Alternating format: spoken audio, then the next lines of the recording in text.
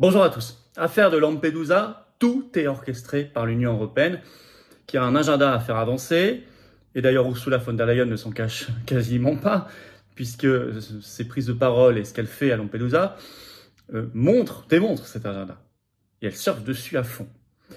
Et d'ailleurs, c'est très cohérent avec l'ADN de l'Union européenne qui a envie du projet mondialiste, notamment son volet migratoire, aucun contrôle, rien pour détruire les modèles sociaux, les salaires et l'unité des nations.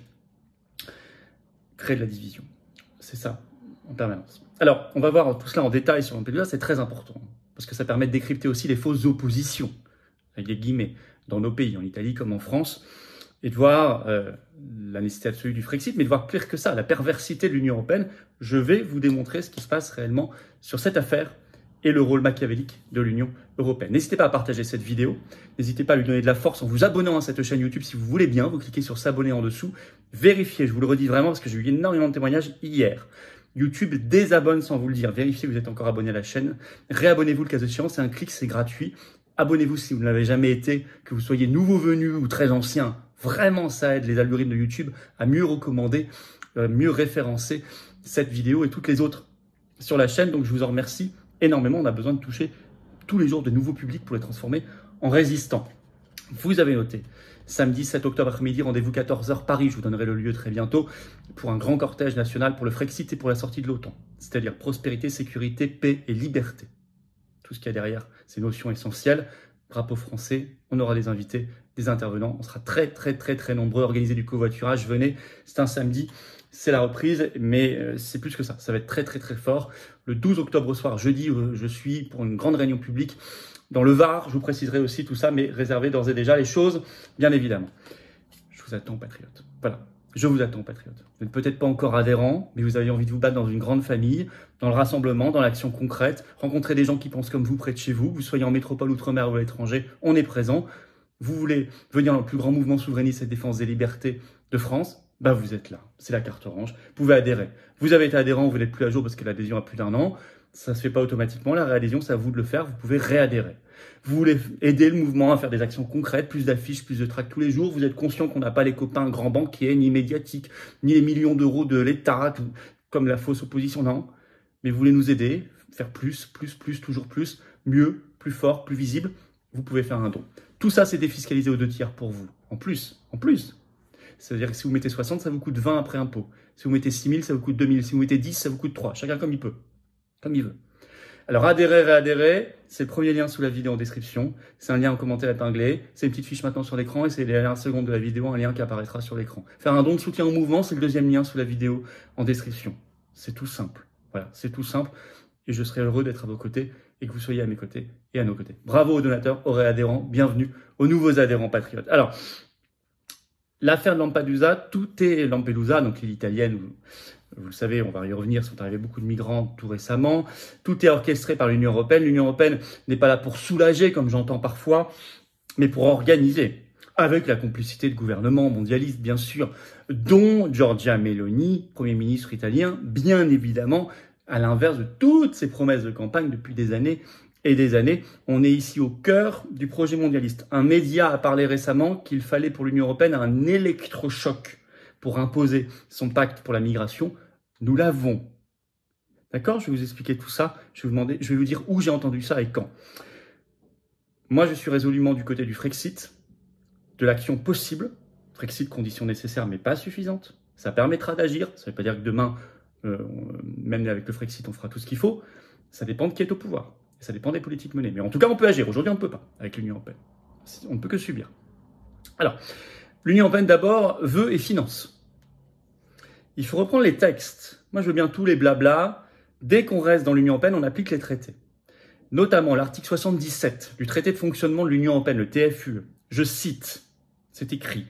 L'Union européenne développe une politique visant à assurer l'absence de tout contrôle de personnes, quelle que soit leur nationalité, lorsqu'elles franchissent les frontières intérieures. Ce qu'ils appellent frontières intérieures, c'est les frontières nationales. Vous avez bien entendu, c'est l'article 77. Donc dès que vous avez quelqu'un qui vous dit on ne fait pas le Frexit, il applique l'article 77. C'est comme ça. Par ailleurs, vous savez qu'il y a des ONG qui sont derrière les traversées de la Méditerranée, elles sont financées. Or, C'est le journal suisse Le Temps qui avait révélé le 16 mars 2021, l'article est toujours en ligne, que, je cite, 3 ONG de sauvetage en mer sont accusées de complicité avec les passeurs criminels. Je vais vous lire, pour que vous compreniez bien la teneur de l'enquête, c'est une grande enquête italienne, de la justice italienne, je vais vous lire 2 extraits de cet article. Le Temps a pu consulter les 651 pages de cette enquête du juge Maurizio Angelo à Trapani. Il accuse 21 personnes, membres des équipages et responsables d'ONG confondus, italiens pour moitié, les autres étant allemands, espagnols, français, belges et britanniques. Ils encourent des peines de 4 mois à 20 ans de prison. Ces prévenus ont reçu les conclusions des enquêteurs le 2 mars 2021 et ont 20 jours pour communiquer leur réponse au procureur, qui rédigera ensuite l'acte d'accusation. Selon ce document touffu, je cite toujours Le Temps, les organisations de sauvetage auraient développé des relations de proximité avec les trafiquants, afin d'être avertis à l'avance des départs de bateaux transportant des migrants et d'être ainsi les premiers sur place. Or, d'après le système européen de transparence financière, on sait qu'entre 2007 et 2016, l'Union européenne a financé ces ONG et leurs filiales à hauteur de respectivement, je ne parle que de celles mises en cause, dans cette somme, à hauteur respectivement de 173,61 millions d'euros et de 52,13 millions d'euros, donc au total largement plus de 220 millions d'euros. Ça, c'était avant. Depuis, ça n'a pas cessé. Et d'ailleurs, où en est cette enquête? Ça fait 2 ans et demi qu'on est au courant. Où en est cette enquête? Sont cités dans cette enquête des ONG qui continuent aujourd'hui et qui sont toujours financées notamment par l'Union européenne. Donc il y a une complicité de fait. L'Union européenne veut et finance. Mais on va aller sur l'affaire qui vient de nous occuper là, Lampedusa. 11 000 personnes n'arrivent pas par hasard sans organisation et financement en 3 jours. Ça n'existe pas. En effet, article BFM TV du 16 septembre, entre le 11 et le 13 septembre 2023, environ 8500 personnes, soit plus que l'ensemble de la population de Lampedusa, je cite, sont arrivées à bord de 199 bateaux. 199 bateaux. Il y en a qui sont arrivés ensuite, on est monté à 11 000. Encore ce 17 septembre, 1500 de plus. Ils ne restent pas sur place, ensuite ils sont en transit, ils vont ailleurs. Ça, 199 bateaux, 11 000 personnes en 3-4 jours, ça ne se fait pas sans organisation, sans préméditation, sans financement. Et en effet, c'est un tempo parfait pour l'Union européenne. Le 13 septembre, avant même qu'on parle de cette affaire de Lampedusa, il y a eu le fameux discours sur l'état de l'Union, qui a lieu tous les ans, d'Ursula von der Leyen, devant le Parlement européen, juste avant donc qu'on ne parle de cette affaire, dans laquelle elle appelle, je cite, les eurodéputés et les États membres à faire aboutir la réforme de la politique migratoire. C'était le site officiel vie-public.fr qui rapporte le contenu de son discours. Je cite toujours, selon elle, le Parlement européen et le Conseil ont une occasion historique de faire aboutir cette réforme. Elle a évoqué également le fait que la Commission européenne, je cite, organisera une conférence internationale sur la lutte contre la traite des êtres humains. Donc Ursula, juste avant qu'on ne parle de cette affaire, vous dit c'est le moment d'accélérer et de le faire. Et je vais organiser bientôt une conférence sur la traite des êtres humains. Boum, le lendemain, le surlendemain, on ne parle que de ça, ce qui se passe à Lampedusa. Avouez que le tempo est parfait, que ça tombe très très bien. Qu'est-ce que c'est que ce pacte pour la migration? C'est son objectif, le faire aboutir le plus vite possible, elle l'a dit. Ce pacte a été lancé par une proposition de la Commission européenne le 23 septembre 2020. Bon. Ils ont obtenu un accord. Un accord le 14 juin, accord sur 2 volets clés du pacte sur la migration et l'asile, c'est expliqué toujours par le site vie-public.fr, avec qui vise notamment à assurer un partage plus équitable de l'accueil des demandeurs d'asile entre les États membres de l'Union européenne, je cite toujours. En fait, 2 propositions de règlement européen ont été adoptées le 8 juin 2023, qui refondent complètement le règlement de Dublin qui date de 2013. Ça y est, ça a été adopté. Et ça a été adopté et ça a daté donc en juin 2023, ça a daté d'une proposition faite par la Commission européenne le 23 septembre 2020. Et maintenant, je cite toujours, la Commission européenne souhaite que ce pacte soit adopté avant les élections européennes de juin 2024. Donc elle a besoin que ça accélère. Qu'est-ce qu'il y a dans ce pacte? Quel est le contenu principal? Je vais vous lire un extrait de ce site Vie publique. Ce nouveau texte instaure un mécanisme de solidarité afin de mieux répartir les demandes d'asile entre les pays de l'Union européenne. Pour soutenir les États soumis à la pression migratoire, au moins 30 000 demandeurs d'asile seront relocalisés chaque année, depuis les pays de première ligne vers les pays moins exposés aux arrivées. Les États membres pourront refuser cette relocalisation, mais devront verser une compensation financière, une amende, de 20 000 € par migrant qu'ils refusent d'accueillir. Ça, c'est le cœur. Donc, Ursula propose, c'est adopté en juin, mais vous allez voir qu'il y a quand même des résistances. Elle a besoin d'accélérer parce qu'elle s'est engagée pour une application avant les élections européennes qui ont lieu en juin prochain.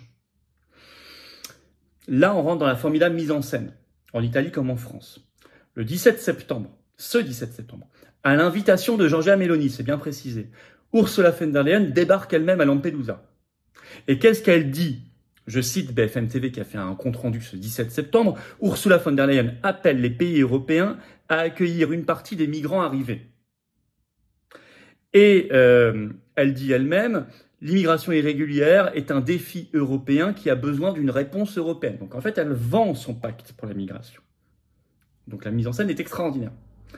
En France, dépêche AFP ce 16 septembre, le titre Lampedusa, Elisabeth Borne appelle à la mobilisation de l'Union européenne et à la solidarité avec l'Italie. Elle l'a dit ce 16 septembre, et le même jour a eu lieu une réunion téléphonique entre des ministres européens de l'intérieur, entre ceux de la France, de l'Italie, de l'Allemagne, en présence de la commissaire européenne aux affaires intérieures, Ylva Johansson. Et Macron lui-même, le même jour, parle, je cite, d'un devoir de solidarité européenne. Donc tout se met en place. Et Darmanin annonce qu'il va lui-même bientôt se rendre en Italie et à Lampedusa. Dépêche AFP ce 16 septembre, je cite, « Cette arrivée de migrants relance le débat sur le partage des responsabilités au sein de l'Union européenne concernant les demandeurs d'asile. » Que tout ça est bien ficelé. Car il y a des oppositions à casser.